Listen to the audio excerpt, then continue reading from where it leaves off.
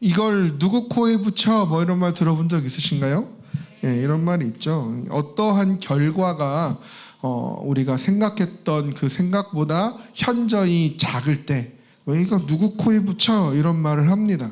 요즘 텔레비전을 보면 참 감사하게도 음식에 대한 프로그램이 많이 나와요. 예.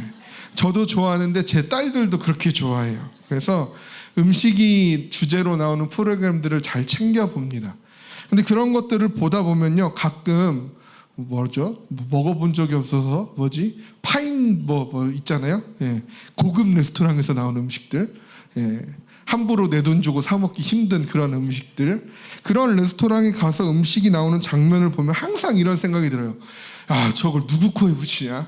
예. 희한하게 그런 비싼 음식들, 고급 음식점에서 나오는 음식들은 진짜 조금씩만 줘요, 그죠? 예. 그게 참 항상 불만이고, 예. 왜 이렇게 비싼 돈을 주면서 이렇게 조금 먹어야 하나? 그 돈이면 고기 뷔페 가면 배 터지게 먹는데, 예. 이런 생각을 많이 합니다. 한국 문화는 넉넉함이 늘 있는 것 같아요. 그래서 남을 대접함에 있어서도 모자라는 것보다는 남는 게 낫다라는 생각을 많이 합니다. 근데 우리의 신앙에도 그러한 넉넉함이 어느 정도는 자리하고 있는 것 같아요. 그래서 우리는 항상 하나님께 간구했을 때 하나님 요 정도로 딱 맞는 복 이렇게 기도하지 않죠. 항상 뭐라고 해야 돼요? 넘치는 복, 풍성한 은혜, 차고 넘치는 능력, 이것을 우리가 구하고 그러한 기도에 아멘이라고 외칩니다. 저도 마찬가지예요. 오늘 이 자리에 계신 모든 분들에게 이 넘치는 복과 풍성한 은혜, 차고 넘치는 믿음의 능력이 가득하시기를 원합니다. 이 시편에도 말씀하고 있어요. 입을 크게 열라 내가 채우리라. 우리 좋아하는 말씀이잖아요. 식당에 가면은 꼭 이렇게 액자로 걸려있는 말씀 중에 꼭 있어요. 입을 크게 열라 내가 채우리라. 그런데 간혹 입을 크게 열었는데 기별이 안 갈 때가 있어요. 하나님 이거 뭐죠? 싶을 때가 있어요. 이 시식인가요? 하나님께 그렇게 물어보고 싶게 오는 응답들이 간혹 있다라는 거죠. 오늘 본문은요, 우리에게 그 부분을 우리에게 말씀해주고 있고 우리가 그 부분을 함께 나누어 보기를 원합니다. 오늘 본문의 배경을 보면요, 갈멜산이 등장하고 있습니다. 갈멜산 하면 떠오르는 이야기가 있죠. 엘리야와 그리고 바알 선지자 450명, 아세라 선지자 400명과의 대결입니다. 이 대결에서 엘리야는요, 하나님의 이름으로 엄청난 싸움을 경험하게 되고 이 850대 1의 이 전쟁에서 승리를 거두게 합니다. 그런데 이 갈멜산의 이 전쟁, 이 갈멜산의 이 대결이 왜 필요했습니까? 우리가 그것을 알기 위해서는 우리가 읽은 본문의 앞에를 살펴봐야 하는데 18장 36절에서 39절을 함께 좀 봤으면 좋겠습니다. 같이 화면을 통해서 읽어보겠습니다. 저녁 소재 드릴 때에 이르러 선지자 엘리야가 나아가서 말하되 아브라함과 이삭과 이스라엘의 하나님 여호와여, 주께서 이스라엘 중에서 하나님이신 것과 내가 주의 종인 것과 내가 주의 말씀대로 이 모든 일을 행하는 것을 오늘 알게 하옵소서. 여호와여 내게 응답하옵소서.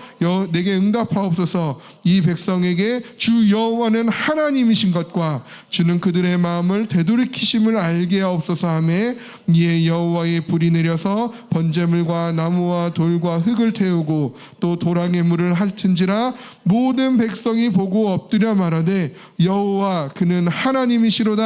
여호와 그는 하나님이시로다 하니. 그래요.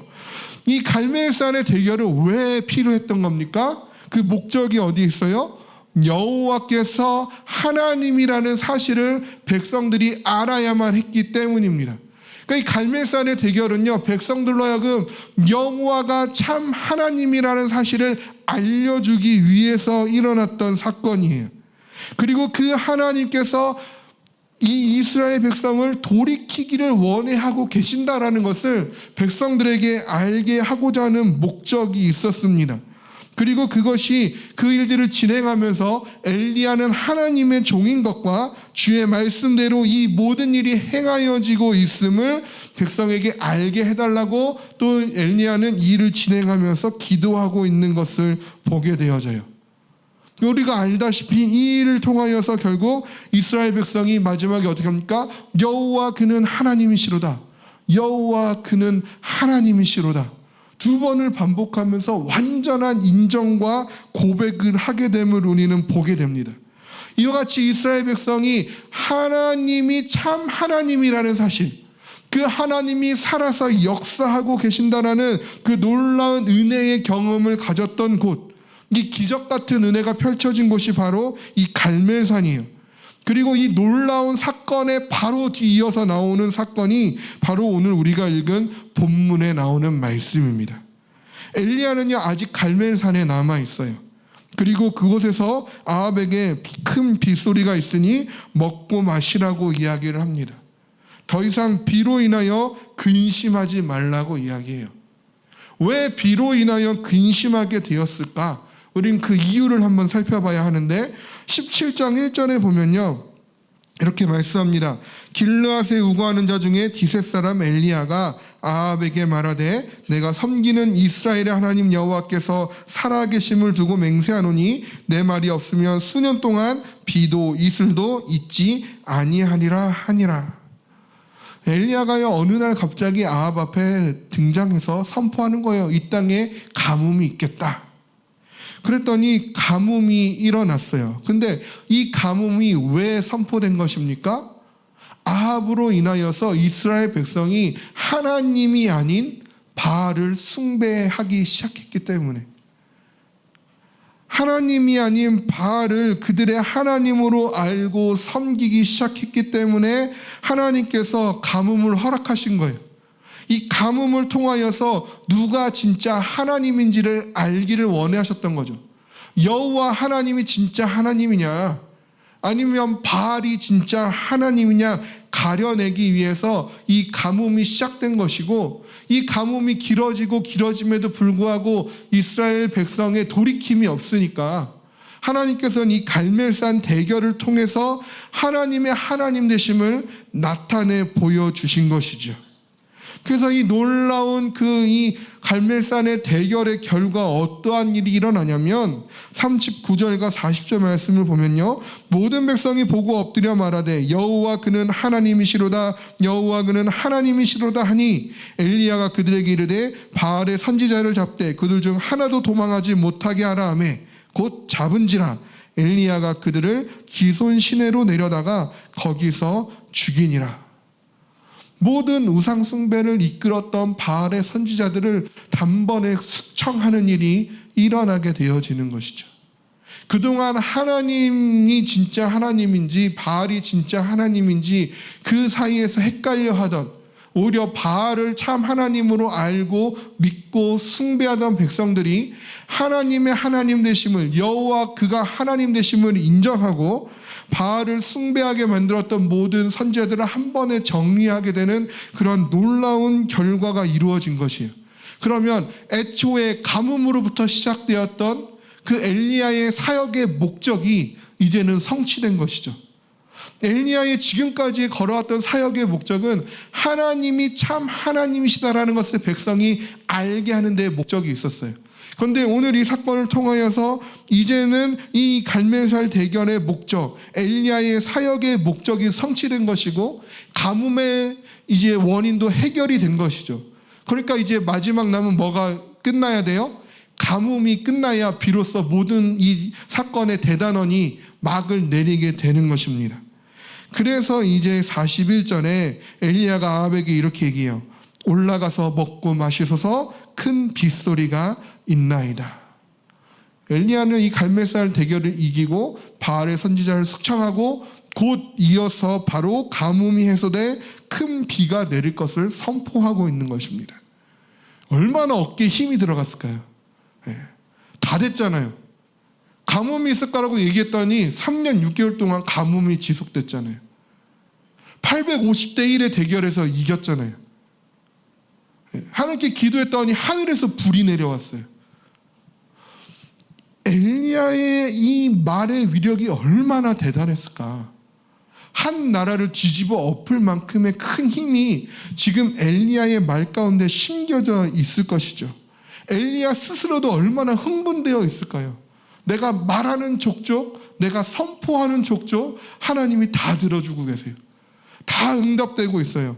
내가 선포할 때마다 하나님이 그대로 능력을 베풀어 주시고 있어요.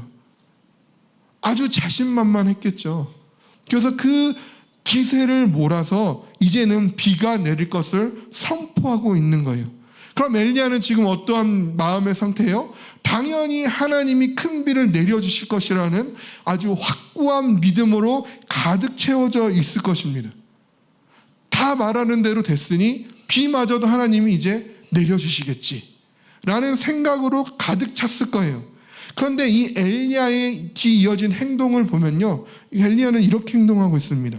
42절 말씀인데요, 우리 같이 한번 읽어보겠습니다. 아합이 먹고 마시러 올라가니라. 엘리야가 갈멜산 꼭대기로 올라가서 땅에 꿇어 엎드려 그의 얼굴을 무릎 사이에 넣고. 엘리야는요 지금 뭐 하고 있어요?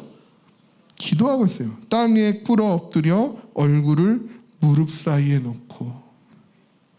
엘리야는요 이 지금 자신의 사역이, 자신의 그 말이 선포될 때마다 하나님의 능력이 나타나는 가운데 있음에도 불구하고 그 다음 필요한 하나님의 능력에 대해서 다시 한번 하나님이 역사해 주기를 기도하고 있습니다.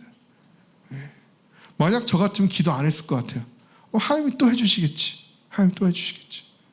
하나님 위하자고 하는 일인데, 하나님이 시작하신 일이니까 하나님이 맞춰주시겠지. 굳이 기도 안 해도 하나님이 일하시겠지. 그렇게 해오셨으니까. 그런데 엘리야는요 지금 다시 기도하고 있어요.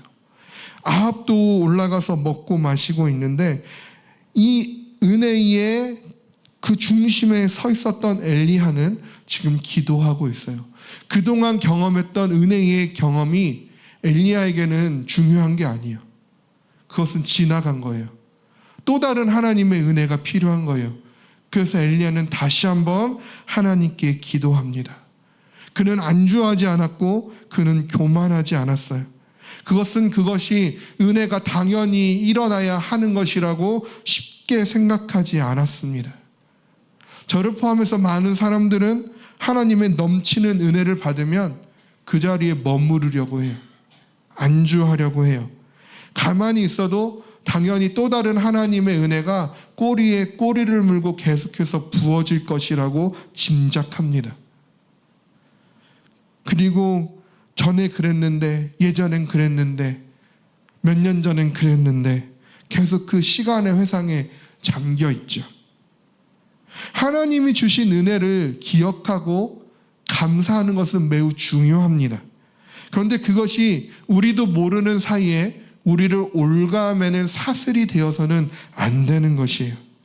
은혜가 당연한 것이 돼서는 안 되는 것입니다. 은혜는요 하나님과 나 사이의 거래가 아니라고요. 은혜는 뭐예요? 하나님이 우리에게 주시는 선물이에요. 우리는요 선물을 하나님께 선물은 요구해서 받는 게 선물이 아니잖아요. 선물은요 주는 사람의 마음에 달려있는 거예요. 은혜는 절대 당연한 것이 되어서는 안 됩니다.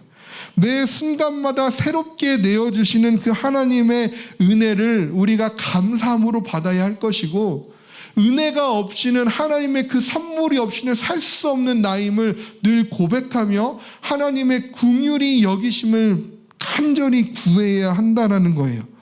엘리야는 이것을 너무나 잘 알고 있었겠죠. 그러니까 그 수많은 기적이 연결되어 나타나는 이 시점에서 다시 한번 하나님의 은혜가 아니면 안 된다는 사실을 알고 그는 무릎을 꿇고 얼굴을 무릎 사이에 넣고 그 자리에서 바로 기도를 시작하고 있는 것입니다.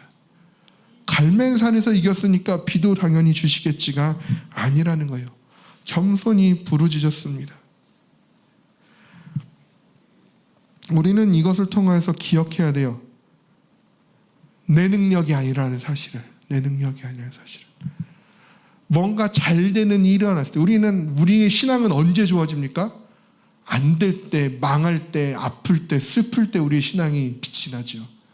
반대로 좋을 때, 잘 될 때, 뭔가가 해결되어질 때는 희한하게도 우리는 하나님을 잘 찾지 않아요. 그게 내 능력이었던 것 같기 때문에. 그냥 하나님이 조금만 도와주셨지, 이거는 다 내가 한 것이 되어버리기 때문이죠. 그렇지만 그것이 아니죠. 모든 것을 행하는 것은 하나님이시고 하나님의 능력 없이는 우리는 아무것도 아니라는 사실을 잊어서는 안 된다라는 거죠. 내가 잘해서 내 믿음이 좋아서 하나님이 응답하신 것이 아닙니다. 그래서 우리는 늘 하나님 앞에 겸손히 구해야 돼요.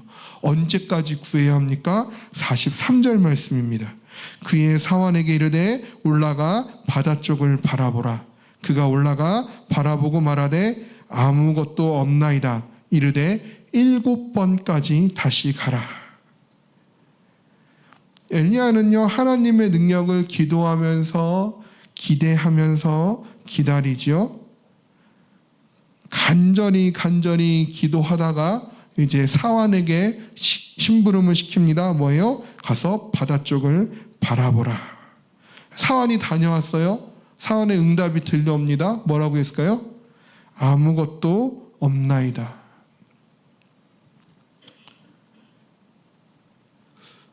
은혜가 계속 되어 왔는데 그럼에도 불구하고 또다시 한번 하나님의 은혜를 구하며 기도했는데 아무것도 없대요.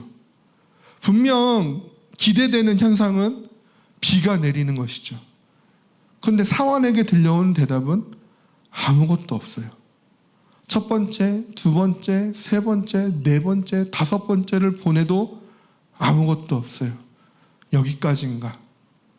하나님의 은혜는 여기까지인가? 하나님이 알아서 하시겠지. 이제 나는 여기까지인가 보다. 멈추고 포기할 수도 있었으나 혹은 불안하거나 조급할 수 있지만 엘리야는 묵묵히 기도의 자리를 지켜냅니다. 단 한순간도 엘리야가 흔들렸다든지 의심이 엘리야의 마음에 들었다든지 이 아무것도 일어나지 않는 가운데 엘리야가 불안해하거나 초조해했다라는 기록이 없다라는 것이죠. 묵묵히 엘리야는 계속해서 기도합니다. 이것이 참 중요해요. 지난 토요일에요, 북한 선교 세미나를 통해서 DMZ를 탐방을 다녀왔어요. 저기 강화도 옆에 교동도라는 곳으로. DMZ 탐방의 주된 목적은 뭐예요? 북한 땅을 바라보며 기도하는 것이거든요. 그러니까 목적은 북한 땅을 보는 것에 목적이 있어요. 그럼 가장 중요한 코스는 어디냐면 전망대지요. 왜냐하면 가서 북한 땅을 바라보며 눈으로 직접 보며 기도하는 것이 그 DMZ 탐방의 가장 큰 목적이었으니까요. 그런데 그때 비가 엄청 많이 내리는 시기였잖아요. 다행히 비는 오지 않았습니다. 너무 감사했어요. 해도 없어서 너무 시원했어요. 너무 좋았어요.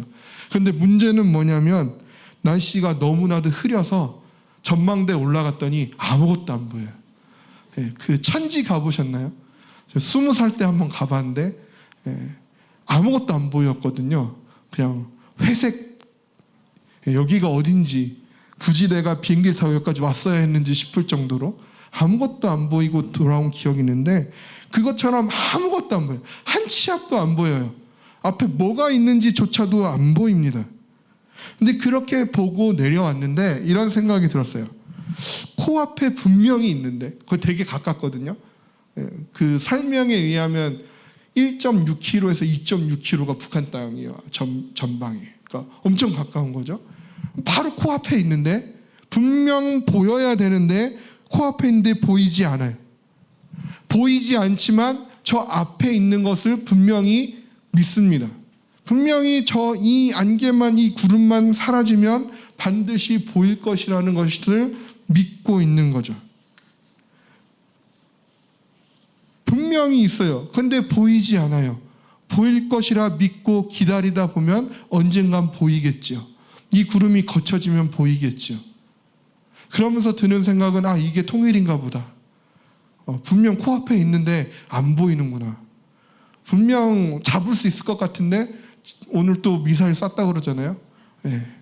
과연 될까? 근데 분명 하나님은 그것을 마련해 놓고 계실 텐데. 그리고 또 드는 생각은 뭐냐면 이게 믿음이구나. 분명 있지만 보이지 않는 것. 보이지 않지만 있다고 믿고 기도하면서 기다리고 있는 것.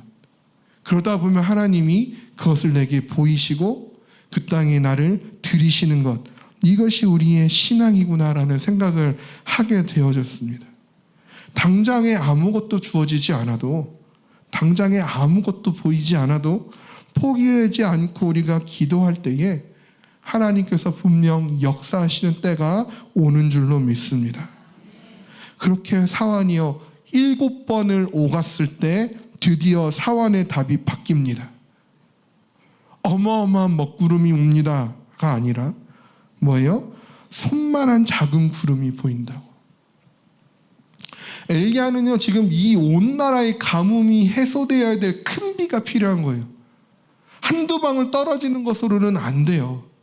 어마어마한 폭우와도 같은 비가 떨어져야 하는데, 기도하고 기다리면서 끝까지 기도의 자리를 지켰는데 다가오는 대답은 손만한 작은 구름이었습니다. 이 손만한 작은 구름과 같은 응답이 우리에게 주어질 때 어떻게 합니까? 이게 뭡니까? 아까 처음에 얘기했던 건 시식입니까? 이렇게 얘기할 정도로. 이게 뭡니까? 이걸로 뭘 할 수 있겠습니까? 이 작은 응답으로 하나님 내가 도대체 뭘 하기를 원해 하십니까? 라는 의문이 들 수밖에 없다라는 거예요. 그런데요 엘리야는요 흔들리지 않는 믿음을 보여주고요 오히려 더 확신하여서 아합에게 이렇게 얘기합니다. 비에 막히지 아니하도록 마차를 갖추고 내려가소서. 큰 먹구름을 본 게 아니었어요. 작디 작은 저 큰 넓은 하늘에 작디 작은 손만한 작은 구름 하나 보았다고 한 나라의 왕인 아합을 가리켜서 마차를 갖추고 내려가라고, 큰 비가 내릴 거라고 이야기를 합니다.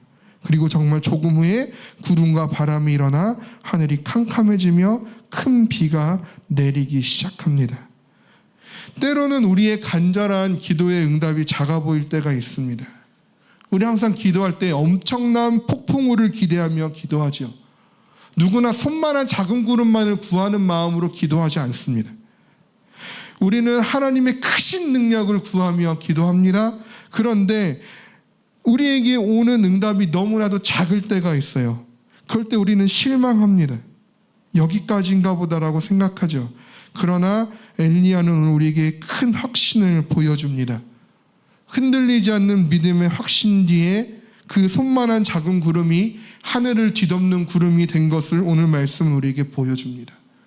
그리고 그 엘리야에게 하나님의 능력이 임하였다는 사실을 또한 하나님 우리에게 말씀해주고 있습니다. 엘리야니까 가능했을까요? 성경에 나오는 인물이니까. 우리는 성경에 안 나오잖아요. 엘리야 정도 되는 인물입니까? 이런 일들을 감당할 수 있었을까요? 야고보서는요 이렇게 얘기합니다. 잘 아시는 말씀일 텐데요. 야고보서 5장 17절 18절 말씀입니다. 엘리야는 우리와 성정이 같은 사람이로되 그가 비가 오지 않기를 간절히 기도한즉 3년 6개월 동안 땅에 비가 오지 아니하고 다시 기도하니 하늘이 비를 주고 땅이 열매를 맺었느니라. 야고보서는요 분명히 말씀합니다. 엘리야는 우리와 성정이 같은 사람이다. 우리와의 차이는 무엇입니까? 그는 믿음의 기도를 했다라는 것이죠.